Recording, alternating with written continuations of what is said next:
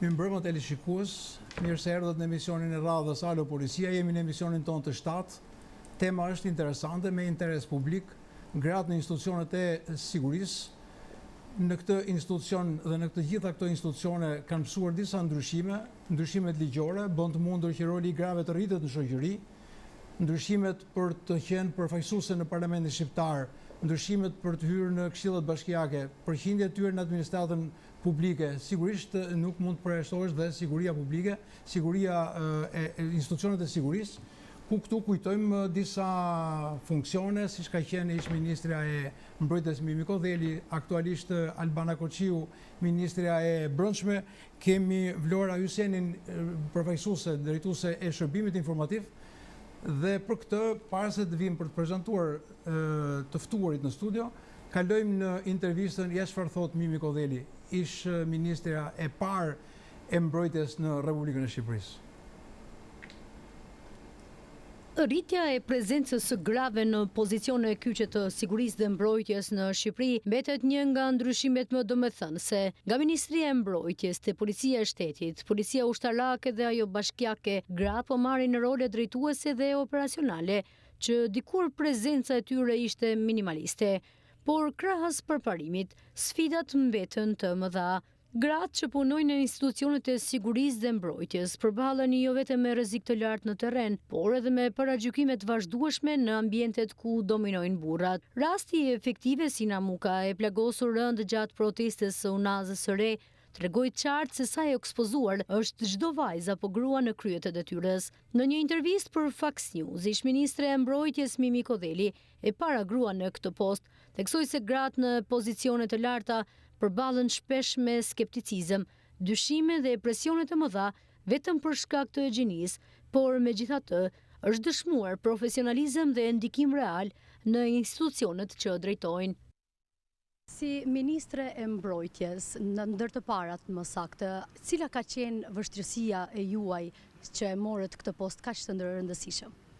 E para, unë kam qenë shumë e nderuar që kam mundur të ulem në karrigen e ministrit të mbrojtjes së një vendi NATO dhe të Shqipërisë, jo vetëm si gruaja e parë që kam mbajtur të detyrë, por dhe si një politikan me përgjegjësi për ta përfaqësuar vendin denjësisht si antar të NATO-s, për ta përfaqësuar vendin denjësisht në zbatim të gjithë detyrimeve që Shqipëria kishte dhe ka, por sigurisht edhe për të përmirësuar dhe rritur gatishmërinë e forcës armatosur të Shqipërisë.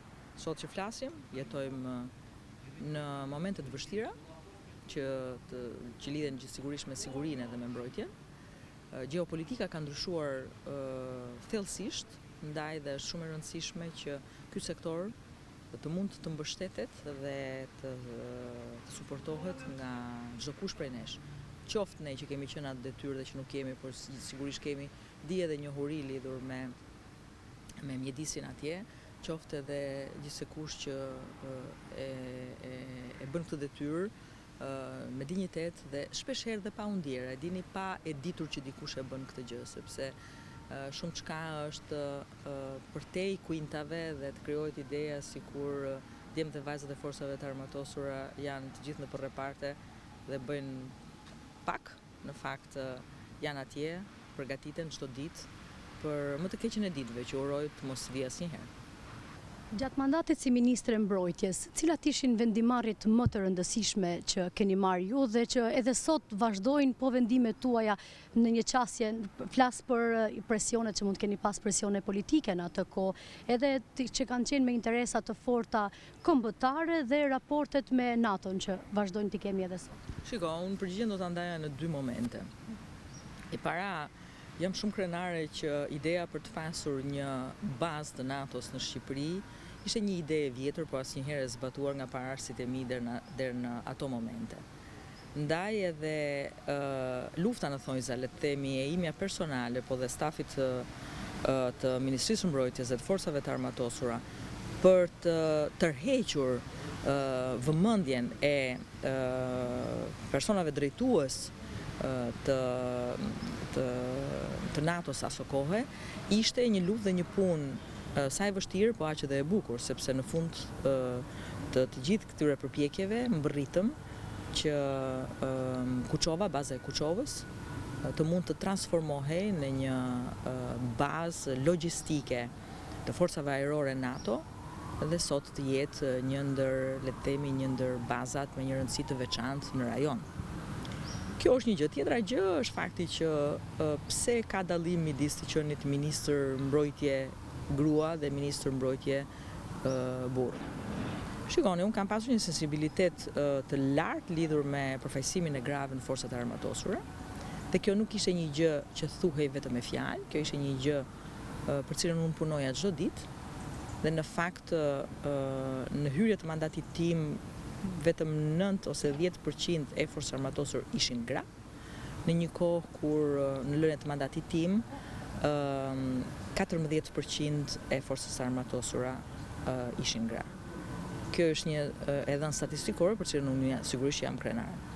Tjetra gjë është aso kohë një rezolut e Kombeve të Bashkuara që lidhej me gratë dhe sigurinë ishte le të themi në qendër të vëmendjes dhe diskutimeve, jo vetëm të organizatës Kombeve të Bashkuara, por të shumë organizmave agjensive që lidheshin me sigurinë dhe mbrojtjen, dhe sigurisht që zbatimi i detyrimeve që lindin nga kjo rezolut ishte diçka për cilën ne jemi krenar, sepse Shqipëria ishte një ndër vendet që në këtë raport gratë siguri përparonte në mënyrë të dukshme.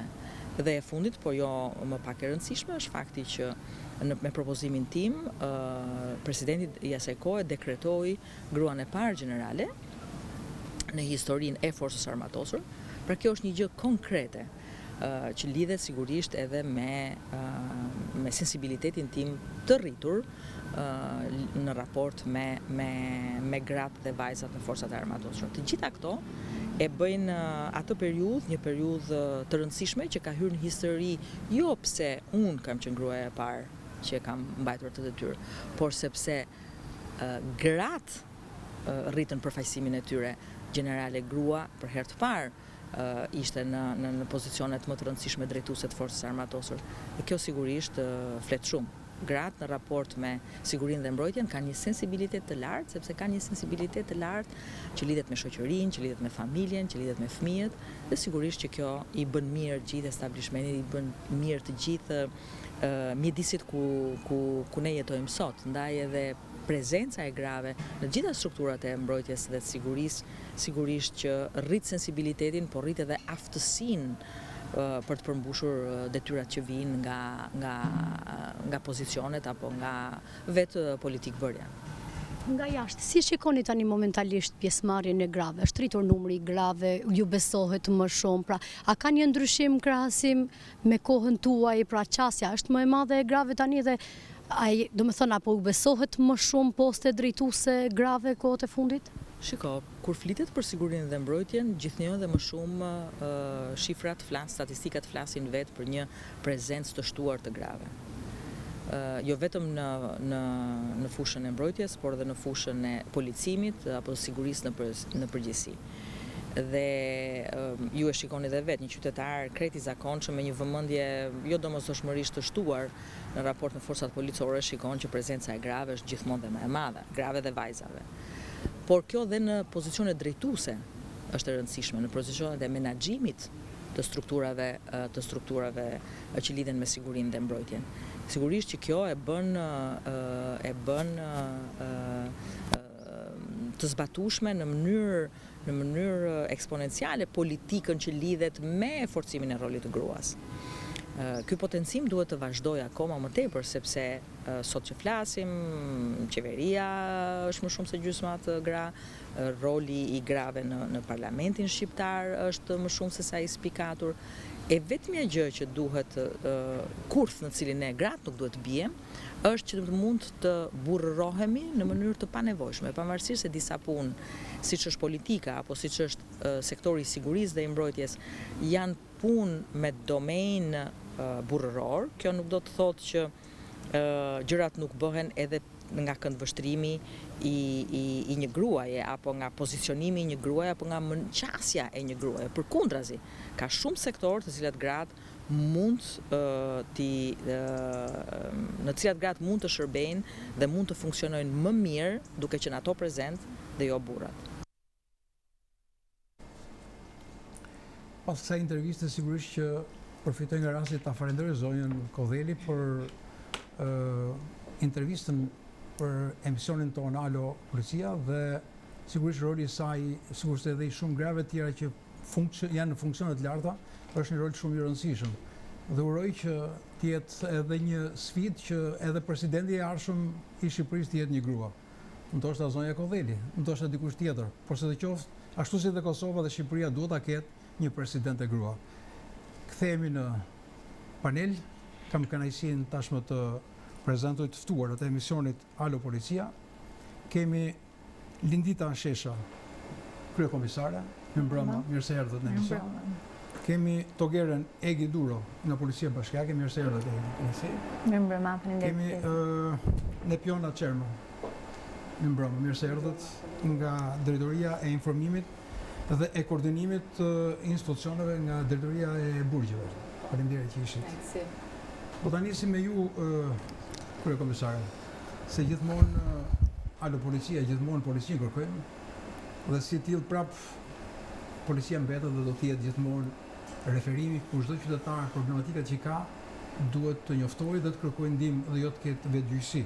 Dhe misioni jonë këtë qëllim ka, të lidh publikun, problematikat që ka me policinë e shtetit, dhe kur nuk funksionon gjërat patjetër ta bëjnë dhe Alo Policia tek emisioni jonë. Ne do të përgjigjemi me të ftuarit tanë, po patjetër dhe duke ndërmjetësuar me institucionet. Sigurisht ka shumë pyetje, por edhe njerëzit janë shumë të interesuar për rolin e një gruaje në polici.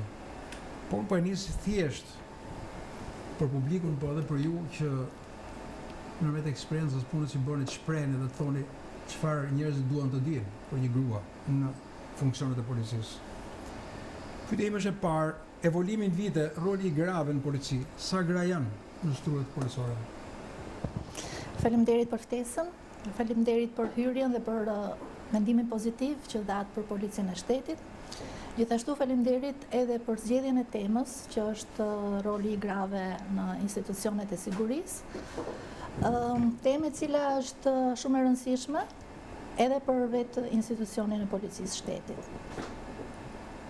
Pyetja juaj është një pyetje informuese, por një pyetje që na çon pas në vite dhe flet për vazhdimsinë e punojësve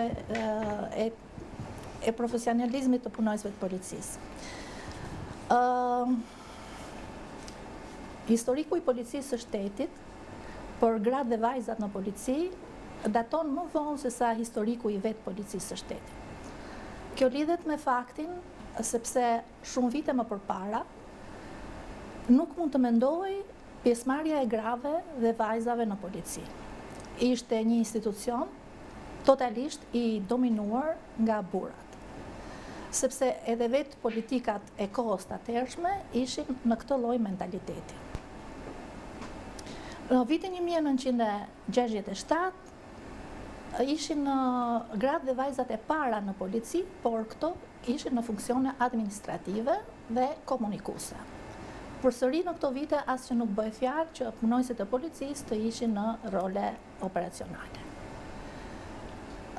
Për arsye të kohës televizive, unë do përpiqem të jap vetëm ato pikat kyçe kryesore që kanë bërë një lloj evolucioni për t'ju përgjigjur dhe sa më konkrete pyetjes tuaj në historikun e grave dhe vajzave të policisë shtetit.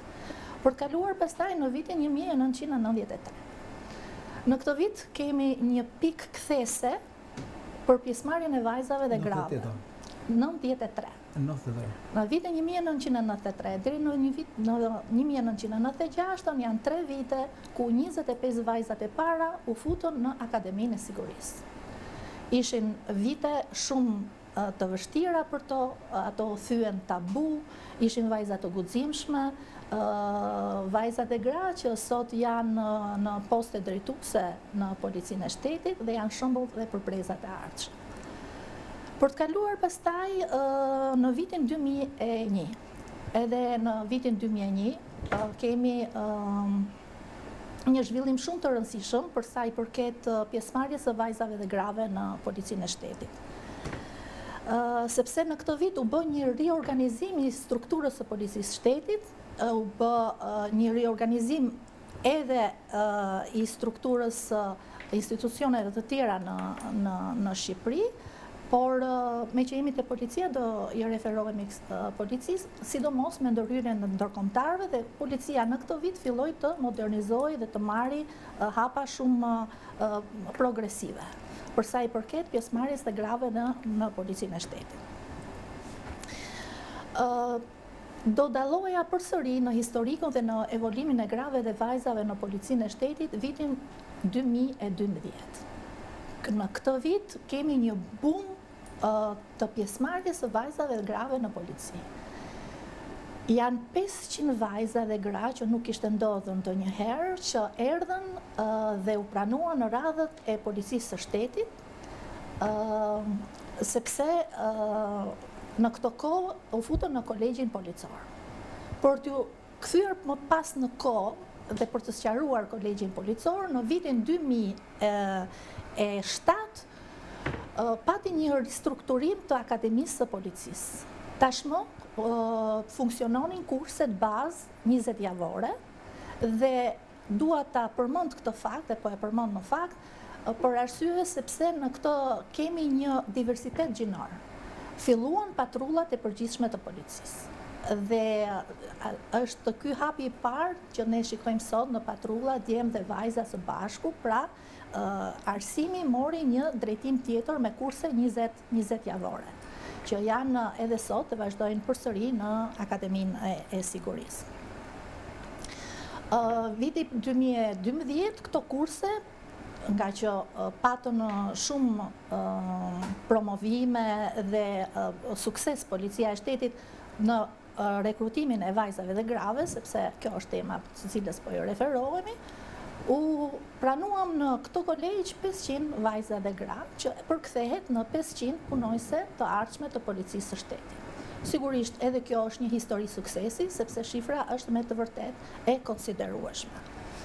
Në vitin 2015 dhe 2016 pati një përkraje nga Bashkimi Evropian, nga PAMEGA, nga organizata UN, dhe u bë një kurs leadershipi për promovimin e vajzave dhe grave në role drejtuese operacionale. Edhe në këtë kurs morën pjesë 30 vajza dhe gra me pretendimin dhe dëshirën për të bërë lidere të ardhshme.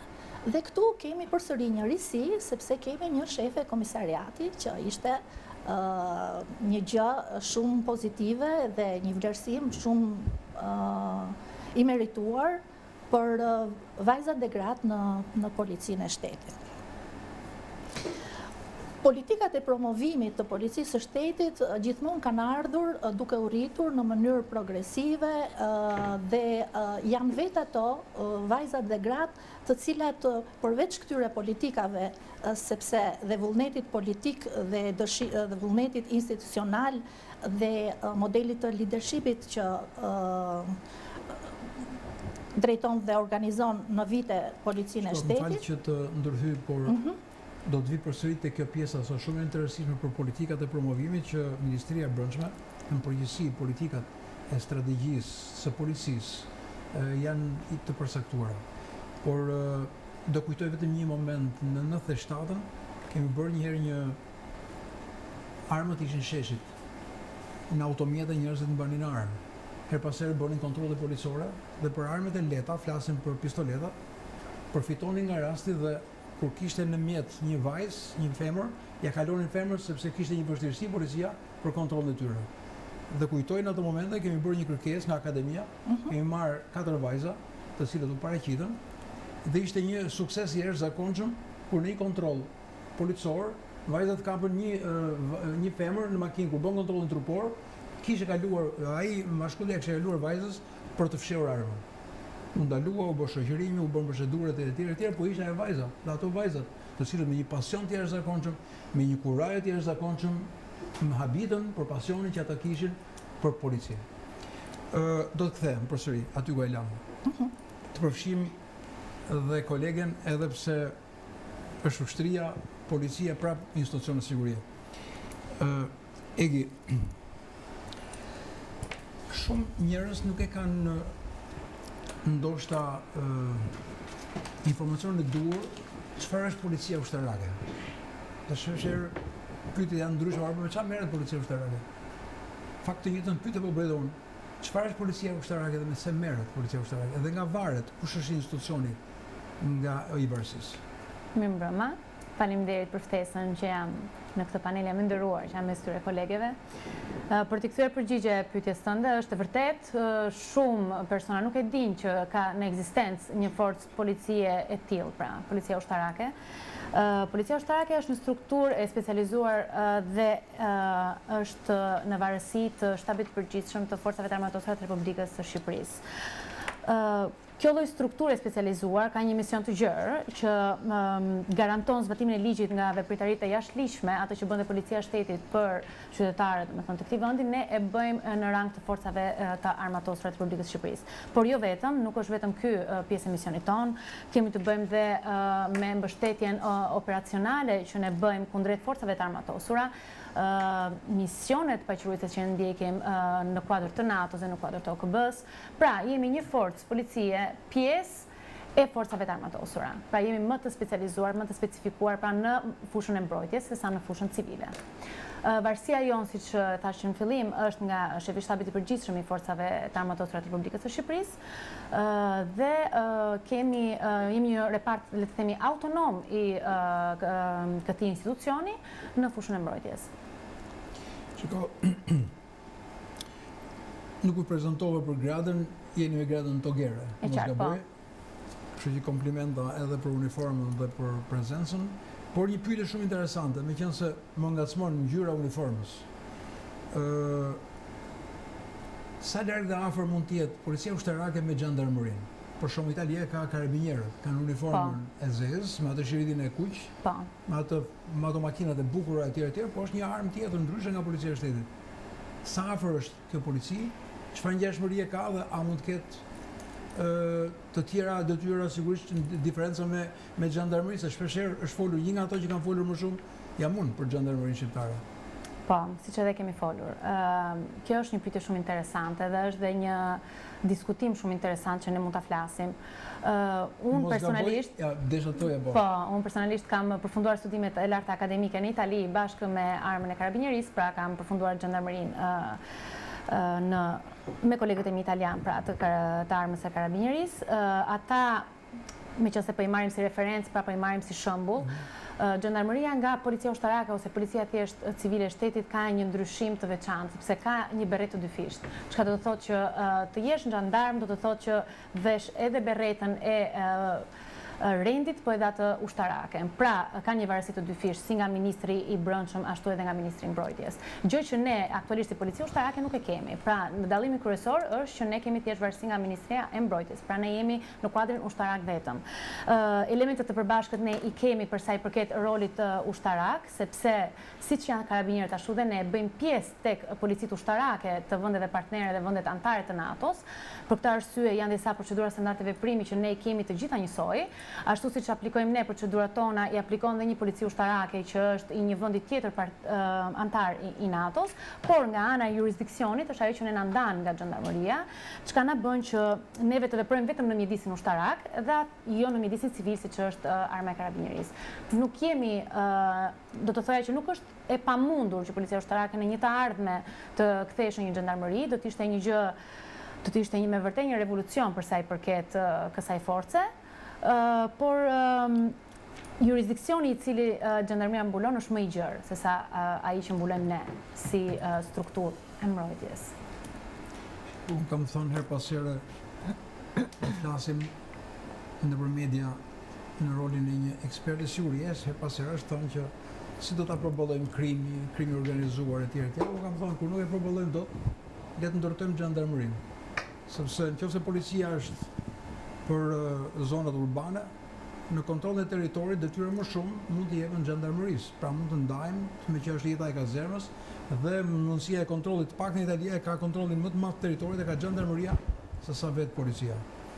Por kjo është temë tjetër që paraqet dhe interes dhe sigurisht që mund të jemi në një moment të dytë Në pjona qerma. Y lam për në fund, por shpesher mbasi merret policia dhe struktura tjera vinë tek burgjet. Ne gjithmonë flasim për sigurinë në burgje, problematikat që ato kanë. Po ju keni një rol tjetër, sigurisht shumë të rëndësishëm në këta institucion, sepse jeni drejtoresha e informimit dhe koordinimit të institucioneve. Një pyetje kam, si ka qenë prania e grave ndër vite në këtë institucion të burgje, pra në territorin e përgjithshme të burgjeve, dhe sigurisht është një rol shumë i rëndësishëm dhe ju jeni drejtoresh e këtij departamenti apo këtij institucioni. Atëherë, mbrëma, faleminderit shumë për ftesën. Është rëndësishme që në vitin 2025 të flasim për gratë në fushën e sigurisë. Ato kanë sjellë aftësi menaxheriale, profesionalizëm. Siguria nuk është vetëm forcë fizike, por është edhe vendimarrje, është edhe empati gjithashtu. Dhe në këto fusha gratë kanë dhënë realisht një kontribut jashtëzakonshëm. Vitet e fundit kemi një rritje relativisht mjaft madhe të numrit të grave, sidomos në policinë e burgjeve, gjë që përpara shumë viteve ishte pa diskutueshme që të aplikonin për të qenë pjesë e sistemit penitenciar. Kjo ka bërë që të kemi një qasje dhe një frymë më humane në këto institucione. Shumë mirë, faleminderit. Ju ndërpreva Lindita për në atë moment që ju po flitet për politikat e promovimit. Sepse edhe midis grave ka barazi dhe unë kërkohet ta shpërndaj emisionin. Atëherë, si funksionojnë politikat e promovimit në polici? Një pyetje e gjetur, sepse promovimi është ai që nxjerr atë çfarë një punojse policie investon gjatë gjithë jetës së saj. Politikat e promovimit në policinë e shtetit janë politika të bazuara në korniza ligjore dhe të bazuara në transparencë dhe në meritokraci. Për të promovuar gratë dhe vajzat në policinë e shtetit, nuk ka politika të ndara. Pra, politikat e promovimit janë të barabarta për të dyja gjinit. Funksionojnë të ndara në disa shtylla kryesore dhe më konkretisht në 4 shtylla kryesore, që kanë të bëjnë me vlerësimin e performancës së punonjësve të policisë. E përkthyer në fjalë të tjera, vlerësimi i performancës së punonjësve të policisë do të thotë për vlerësimin që shefat e tyre, prorët e tyre të drejtë për drejt i kanë bërë atyre gjatë 3 viteve të fundit. Dhe sigurisht, ky është një tregues i rëndësishëm, i cili vlerësohet në pikë në rezultatet e promovimit. Për të kaluar pastaj tek eksperienca në punë, edhe kjo është shumë e rëndësishme në politikë promovimi, në shtyllat që ndiqen për politikën e promovimit. Një faktor tjetër i politikës së promovimit ka të bëjë edhe me integritetin e punonjësve të policisë, ku përfshihet pastërtia e figurës morale të punonjësit të policisë, masa disiplinore që mund të ketë marrë ai gjatë viteve, të cilat sigurisht janë penalizuese nëse janë deri në shlyerjen e afatit të përfundimit të tyre. Kështu që janë disa shtylla kryesore që duhet të kalojnë punojësit e policisë në promovimin e tyre. Drejtori i përgjithshëm i policisë së shtetit nxjerr një urdhër në bazë të kuotave që duhen për të promovuar punojësit e policisë në grada të ndryshme. Mbas këtij urdhri zhvillohet si s'po më vjen fjala e dur, një kalvar i gjatë politike transparente, një politike monitoruese, me komisione vlerësimi, të cilat janë me punonjës policie të gradave të ndryshme, dhe këtu do theksoja që punojësit e policisë në këto komisione vlerësimi është shumë e domosdoshme dhe është parim kryesor që të jenë dhe pjesëmarrëse gra dhe vajza. Kemi një risi këtu në zgjedhjen e shefave të komisariatit, komisioni i vlerësimit, ishte i përbërë nga 3 zonja të nderuara, drejtoreshat tona, punonësit policie me grada drejtuese të larta, të cilat morën përsipër të zhvillojnë gjithë procesin e promovimit dhe të ngritjes dhe të përzgjedhjes së shefave të komisariatit. Në statistikat e numrit të punojësve të policisë rezultojnë deri në nëntor të 2025-ës 1745 vajza dhe gra. Ndërkëto Po ndjes një sekond, më bëjnë shenjë nga regjia që duhet kalojmë në publicitet dhe rikthehemi përsëri tek ju. U kthyem përsëri në pjesën e dytë të emisionit Alo Policia. Ishim në komunikim me kryekomisaren Lindita Shesha për ta përfunduar e nderuar pjesën e promovimit të grave në polici. Për ta përfunduar pjesën e promovimit të grave në polici, më duhet të jap disa shifra që kanë të bëjnë me numrin e grave dhe vajzave në policinë e shtetit. Aktualisht janë 1745, kur nuk mund të lë dot pa përmendur 5 drejtuese të para që kemi drejtoresha në policinë e shtetit. Janë drejtoresha në pikat kyçe, në drejtori shumë të rëndësishme, në drejtorinë e integrimit, në drejtorinë e krimit kibernetik, në drejtorinë juridike, në drejtorinë e financës, dhe dua të ndalem pak ke drejtoresha e burimeve njerëzore. Sepse politikat e promovimit bëhen tek burimet njerëzore dhe risi dhe emërimi i parë i drejtorit të përgjithshëm aktual të policisë së shtetit ishte drejtoresha e burimeve njerëzore, zonja Anisa Duçkollari.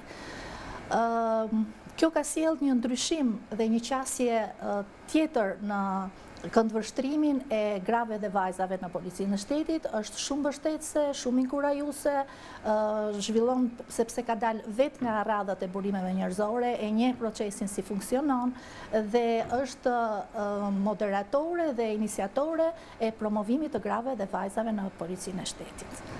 Shpresojmë që të vazhdojmë në këto ritme promovimi, në ritme modernizimi dhe në ritme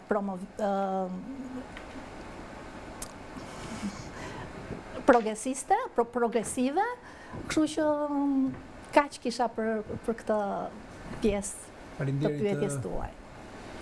Togere Duro. Atëherë, po flasim për figurat femërore. Çfarë funksionesh mbulen ato në policinë ushtarake ose në tërësi në strukturat tuaja?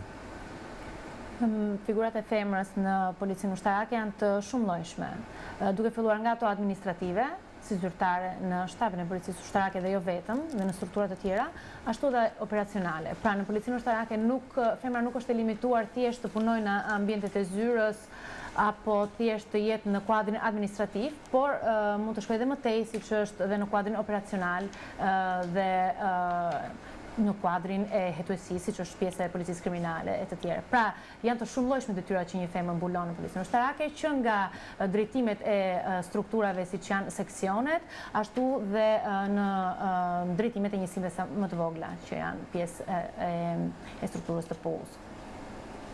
Nderit. Për ju, zonja Qerma, si lindi kjo iniciativa për mbështetjen e grave dhe të personave të dënuar? Folëm më parë dhe ishte shumë interesante, por më shumë dhe për publikun. Si lindi kjo iniciativë? Çfarë konsiston?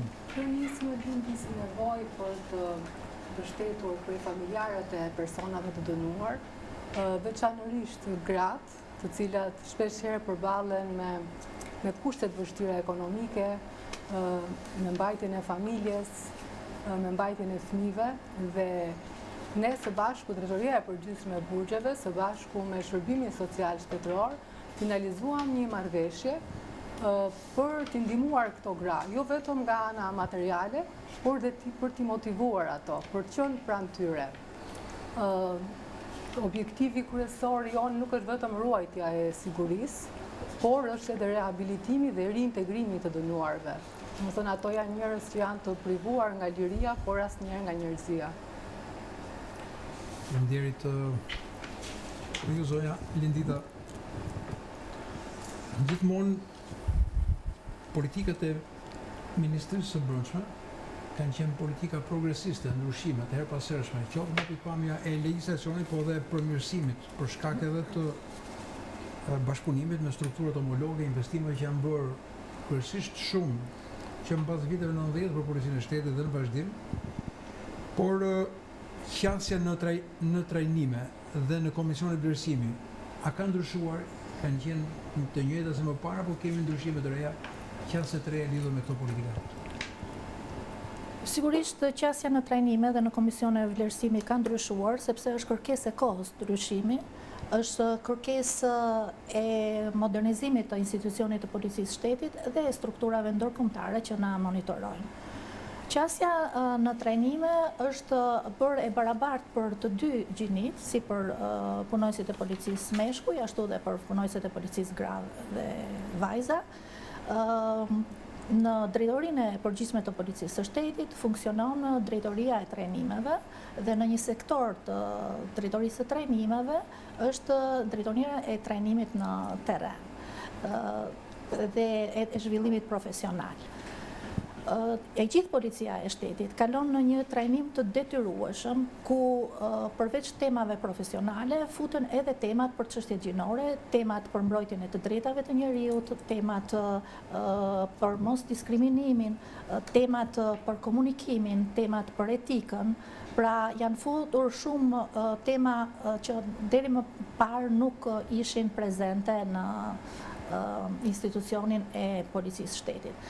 Gjithashtu edhe roli i specialistëve të diversitetit që në drejtorinë e përgjithshme të policisë shtetit, që është dhe ky një faktor që tregon për ndryshimin e qasjes dhe kundërshtimit për sa i përket çështjeve gjinore, është një rol që e daton që nga viti 2010 dhe është nga të parët në të gjitha institucionet, tashmon në ligjin e ri të barazisë gjinore është bërë kusht që gjitha institucionet të kenë nga një specialist të barazisë gjinore, ndërsa policia e shtetit ka qenë pararoj në këtë nismë, në këtë iniciativë, ka qenë më parashikuese. Për sa i përket komisionet të vlerësimit, komisionet e vlerësimit janë shumë transparente, janë komisione që nuk paragjykojnë gjinin, janë komisione të cilat vendosin në bazë të meritës, janë komisione të cilat të japin hapësira për të promovuar dhe gjithashtu dhe politikat e monitoruese të këtyre komisioneve apo të gjithë proceseve të trajnimeve apo proceseve të promovimeve për gratë monitorohen nga faktorët ndërkombëtar që janë prezent, monitorohen nga drejtoria e standardeve profesionale, gjithashtu funksionojnë edhe ankimimet që janë shumë të rëndësishme dhe procesi i ankimimeve bëhet nga një komision tjetër që është i paançëm dhe merr parasysh nëse komisionet e vlerësimit kanë gabuar apo ka diçka për të përmirësuar. Kështu që qasja në trajnime dhe në komisione vlerësime është bërë shumë koherente, shumë bashkëkohore, shumë moderne, është bërë shumë afër punojësve policisë dhe i ndihmon ata në zhvillimin e tyre profesional dhe i ndihmon në karrierën e tyre. Faleminderit, Togire Duro. Shqipëria ka qenë dhe vazhdon të jetë pjesëmarrëse në misione paqërorësie.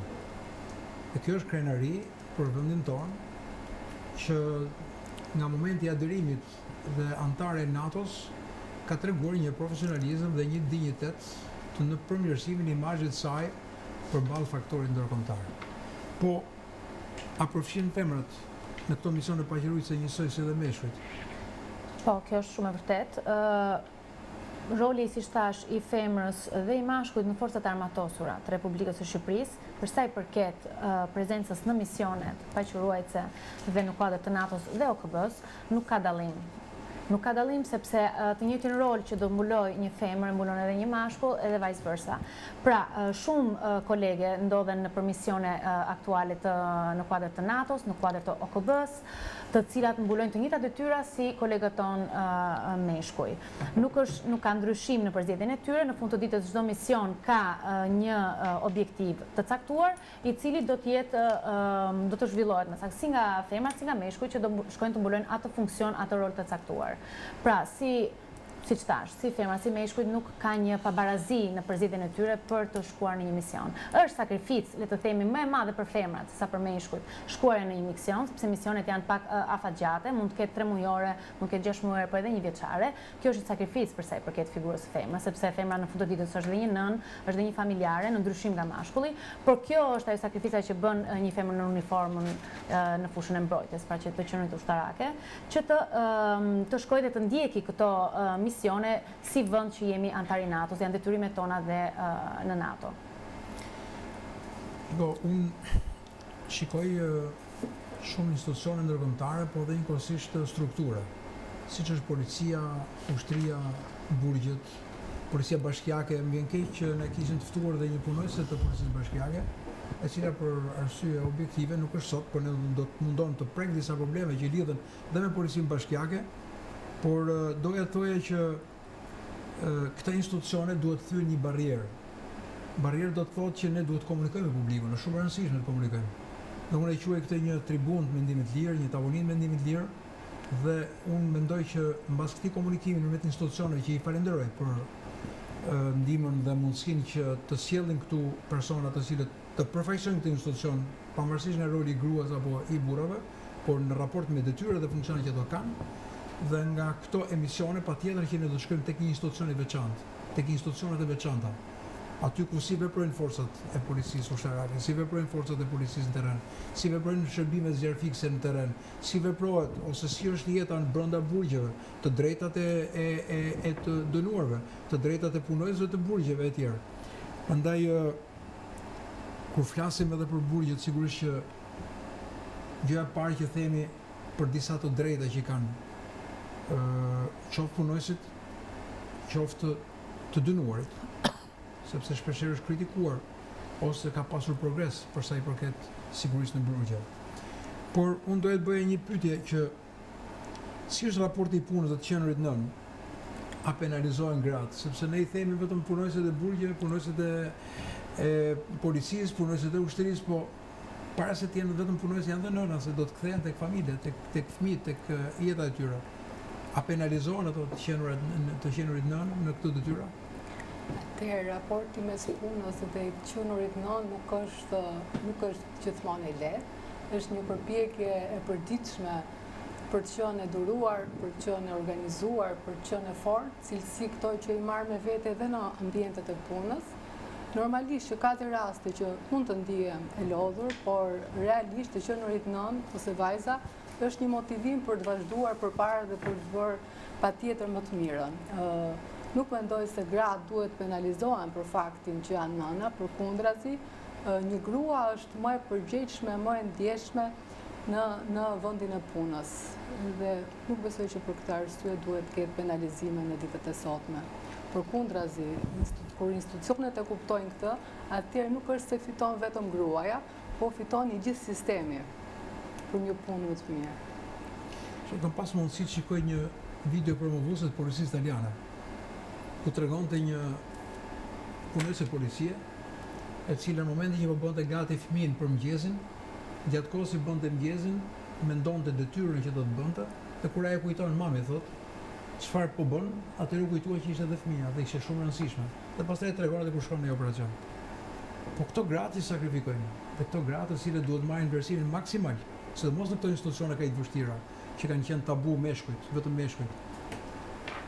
A janë ngacmuar mendjen e punës? E faleminderit për pyetjen, por nëse më lejon, do bëja një shtesë për pyetjen që i bët kolegës, sepse është një gjë shumë e prekshme edhe për institucionin e policisë shtetit. Dua të them për 2 kolegët tona që janë emëruar së fundmi shefe komisariati, janë nëna, janë gra, janë punojëse policie, janë larguar nga familja për të shkuar në rrethe, atje ku i thret detyra ato detyrë të cilën ato e zgjodhën me dëshirë sepse morën pjesë në procese konkurimi dhe dolën fituese. Do të këshilloja që të bëje një emision me gratë në terren, sepse ata janë shembulli vetmohimit, shembulli sakrificës. Është shumë e vërtetë ajo video.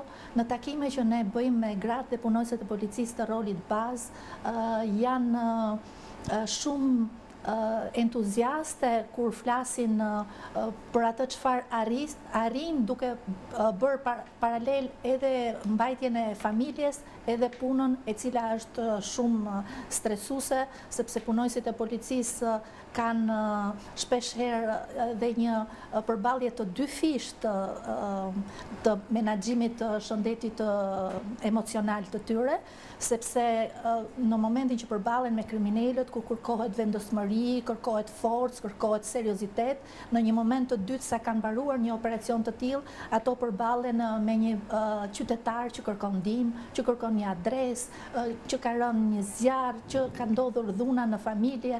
Pra gjendja emocionale e tyre gjatë ditës është e ndryshme, është përballë vështirësive, përballë sakrificave, se terreni është i vështirë, ka dinamika, kështu që unë përfitoj nga kjo studio televizive për t'i përshëndetur edhe për t'i përgëzuar këto vajza për sakrificën që kanë bërë. Sigurisht është një profesion që e kanë zgjedhur me dëshirë, por jeta kalon në disa faza dhe në momentin që ato vinë në shkollë dhe kërkojnë të bëhen punonjëse policie, janë vajza të reja dhe pastaj përballen me familjen, balanca punë-jetë profesionale është diçka shumë e rëndësishme për të balancuar dhe vështirësitë janë reale me të vërtetë në terren, por politikat e policisë së shtetit po përpiqen nga dita në ditë që të krijojnë disa balanca, disa politika që të vinë në ndihmë, që kanë të bëjnë me lejen e lindjes, me kërkesat e tyre, zbatimin e kërkesave të tyre për strehim, dhe shumë gjëra të tjera të cilat të lehtësojnë sadopak jetën dhe të ngushtojnë sa më shumë këtë diferencën mes jetës profesionale dhe jetës civile që kanë punonjësit e policisë. Më falë që u zgjata pak dhe tani mund të kaloj tek... Më lejon të përgëzoj dhe unë, patjetër që këto janë fjalë jo vetëm të artikuluara mirë në mënyrë profesionale, por zëri një gruaje, zëri një nëne, zëri që gjithë secili nga ne që ka një grua në familje e kupton çdo të thotë sakrificë. Është e vërtetë. Dhe kjo shkon patjetër për gjithë ato vajza dhe gra të cilët sakrifikojnë në emër të uniformës dhe në emër të shtetit, edhe me ato pagesa dhe me ato vështirësi që kanë për të krijuar një lloj dinjiteti të barabartë me burrat për të dhënë kontribut me elemente sigurisë. Unë kam punuar në Akademinë e Sigurisë, i kam njohur nga afër dhe është një nga periudhat më të bukura të jetës time që kam punuar me këto vajza të reja që kanë ardhur në akademi, por në bilancin që është bërë viteve në vazhdimsi, kam parë një gjë. Ato vajza që e kanë dashuruar profesionin, që e kanë zgjedhur profesionin me dëshirë, ato vajza kanë mbijetuar, ato vajza po bëjnë karrierë, ato vajza mposhtin çdo lloj problematike dhe janë vajza me të vërtetë që duhen promovuar edhe duhen përgëzuar për sakrificat e tyre. Tani tek pyetja që më bët për procedurën e ngacmimit seksual. Është shumë e rëndësishme dhe do të jetë e njëjta gjë edhe për ushtrin, do të jetë e njëjta gjë edhe për administratën, po ju e bëra ju sepse thash organizata më e madhe në vend është organizata e policisë. Dhe numri më të madh ndoshta të punësuarve e ka vetë kjo organizatë. Prandaj thash sepse para se të mbrojmë qytetarin, dhe një vajzë apo një nën apo një njerëz që kërkon një ndihmë, a janë vetë punëse të ngacmuara. Politikat e policisë shtetit e them me bindje të plot është zero tolerancë ndaj ngacmimeve. Për këtë që në vitin 2015 në mendimin e UN Women është projektuar procedura standarde e ngacmimit seksual. Është policia e shtetit e cila ka qenë e para promovuese e kësaj politike në në krahasim me institucionet e tjera. Kjo është me këtë lloj politike, me të drejtat që kanë vajzat e gratë, qoftë edhe burrat në pjesën e ngacmimit seksual, janë njohur të gjithë punojësit e policisë, janë bërë trajnime të vazhdueshme, por në vitin e fundit, në ligjin e ri të policisë së shtetit, në nenin 125 të tij, flitet edhe për këshilluesit konfidencial. Dhe këshilluesit konfidencial është një procedurë tjetër standarde e cila mori drejtim në vitin 2024 dhe funksionon në nivel qendror dhe në nivel vendor. Në nivel vendor, që është më kryesorja, ka të bëjë me zgjedhjen e një grupi pune, personat më të besueshëm të atij institucioni, të drejtorive vendore, të komisariateve, por më duhet të theksoj që është bërë një zgjedhje e mençur në mënyrën e personave që marrin pjesë.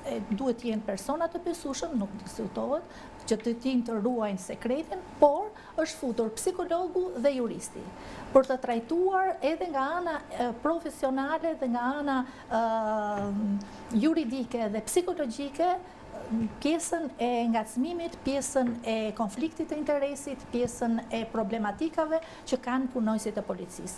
Pra, ekzistojnë procedurat.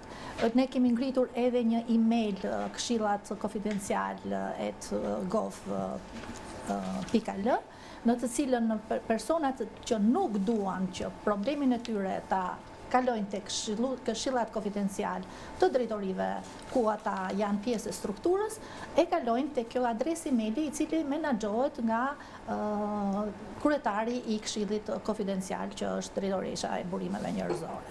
Pra, zero tolerancë për të mos pasur raste ngacmimi seksual dhe në raste se do ketë, patjetër që janë të gjitha procedurat, është gjithë dashamirësia për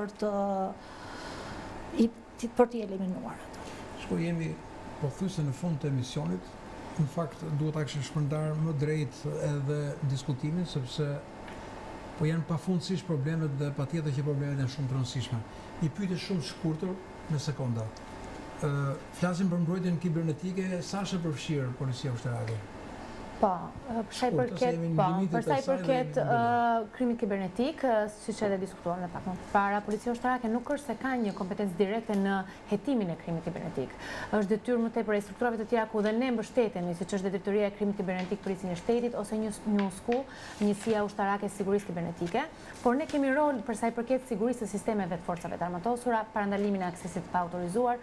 Nuk e vë diskutim që është një temë shumë konkrete dhe shumë e rëndësishme, sepse jemi drejt të ardhmes dhe ardhmja është kibernetike, ardhmja është teknologji, do ishte një interesante që të fokusoheshim te kjo. Por kapacitetet kibernetike janë në zhvillim, përfshirë trajnimet dhe rolet e reja teknike në organikën e policisë ushtarake. Duke mbyllur me ju, patjetër dhe do japim edhe mesazhin e fundit, është po shkurt i lutem se jemi në sekondat e fundit, ka pasur një nismë të drejtorit përgjithshëm për të shtuar numrin e psikologëve për sa i përket problemeve të brendshme që kanë vetë punojësit. Ku konsiston kjo dhe çfarë është kjo nismë? Mendojnë që mund të jemi ndër të paktat institucione që kemi marrë një nisëm kaq të rëndësishme, ndryshe nga policia e shtetit dhe ndryshe nga ushtria, punojësit e policisë së burgjeve punojnë 8 orë në ambiente ku janë edhe të dënuar dhe normalisht që përballen me vështirësi, me sfida nga më të ndryshme. Dhe qasja e një psikologu i ndihmon ato në heqjen e stresit, që kur ato të rikthehen në familjet e tyre, pranë familjarëve të tyre, të jenë të çliruar nga stresi. Ne nuk mund ta shikojmë rolin e punojësit social, rolin e psikologut thjesht si një sëmundje, por si një mbështetje emocionale për këto punonjës që realisht punojnë në kushte mjaft sfiduese. Faleminderit për pjesëmarrjen, faleminderit Lindita Anshesha për pjesëmarrjen dhe për atë çfarë ju transmetuat këtu në rrëmet Alo Policia. Faleminderit Egi Duro për prezencën dhe për gjithë ato gjëra interesante që shpjeguat për një pjesë të një strukture që njerëzit kanë më pak informacion. Faleminderit Nepiana Çerma për shpjegimet për një administratë e cila është sigurisht aq e rëndësishme dhe më tepër është që ka nevojë edhe për më shumë investime, aq më tepër dhe për rolin e psikologëve që u that. Faleminderit të nderuar teleshikues. Këtu përfundoi emisioni Ora 7, Alo Policia. Shikohemi në emisionin e radhës. Ndryshimet në strukturën e posaçme SPAK, ndryshimet në strukturën e BKH-s me të tjerë personazhe, ndërhyrja apo roli amerikanëve, ndërhyrja apo roli i politikës. Shikohemi të premten tjetër në orën 20 së bashku për të trajtuar një temë me kaq interes. Faleminderit për pjesëmarrjen, faleminderit gjithëve, natën e mirë.